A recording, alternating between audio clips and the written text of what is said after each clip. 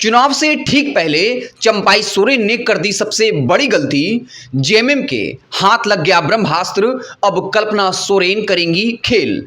आखिर चंपाई सोरेन ने ऐसी क्या गलती कर दी चुनाव से ठीक पहले? आखिर वो कौन सा ब्रह्मास्त्र है जो जेएमएम के हाथ लग गया है और कल्पना सोरेन इसे एक बड़ा मुद्दा कैसे बनाने वाली हैं और बीजेपी के हाथ से एक बड़ा मुद्दा छीन कैसे गया?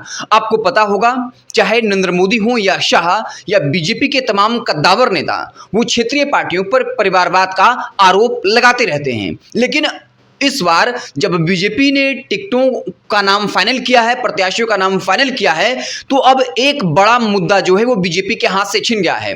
चंपाई सोरेन के लिए मुश्किलें बढ़ने वाली क्यों हैं? क्योंकि चंपाई सोरेन के बेटे बाबूलाल सोरेन को घाटशिला से टिकट मिला है।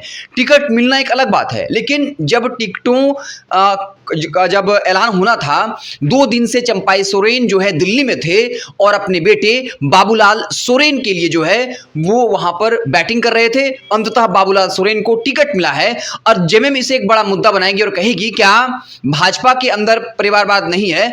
अब चंपाई सोरेन के बेटे को टिकट मिला है।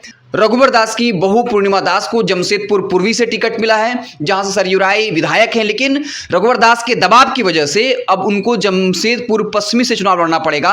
पूर्व मुख्यमंत्री अर्जुन मुंडा की जो पत्नी है उनको बाकायदा पोटका से जो है चुनाव में उतारा गया है। हालांकि अर्जुन मुंडा अपनी पत्नी के लिए टिकट जो है वो घाटशिला से चाहते थे, लेकिन घाटशिला से चूंकि बाबूलाल सोरेन, चंपाई सोरेन के बेटे लगातार वहां से अपनी दावेदारी कर रहे थे, तो जो है अर्जुन मुंडा की पत्नी को पोटका से मिला है। इसके अलावा पूर्व मुख्यमंत्री मधु कोड़ा की पत्नी गीता कोड़ा जो है उनको जगन्नाथपुर से टिकट मिला है। तो ऐसे में बीजेपी के हाथ से एक बड़ा मुद्दा छिन गया है और चंपाई सोरेन ने चुनाव से पहले बड़ी गलती कर दी है, या जेएमएम इसे एक बड़ी गलती बताएगी और बीजेपी के हाथ से एक बड़ा मुद्दा इसी वजह से छिन गया।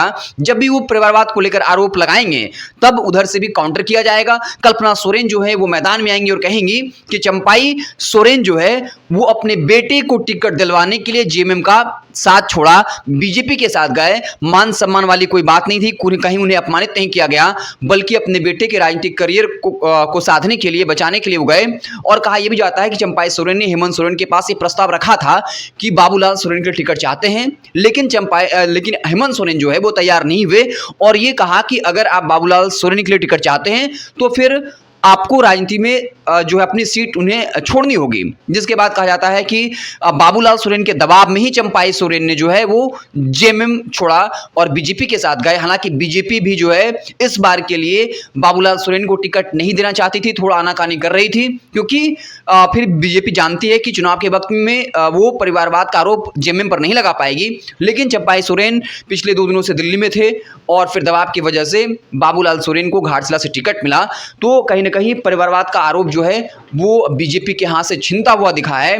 इस बार जमकर जो पूर्व मुख्यमंत्री हैं, दिग्गज नेता हैं, उनके बहू, पत्नी और बेटे को टिकट मिला है और साफ तौर पर कल्पना सोरेन जो है इसे एक बड़ा मुद्दा बनाएगी और बीजेपी के हाथ से एक बड़ा मुद्दा छिन गया है।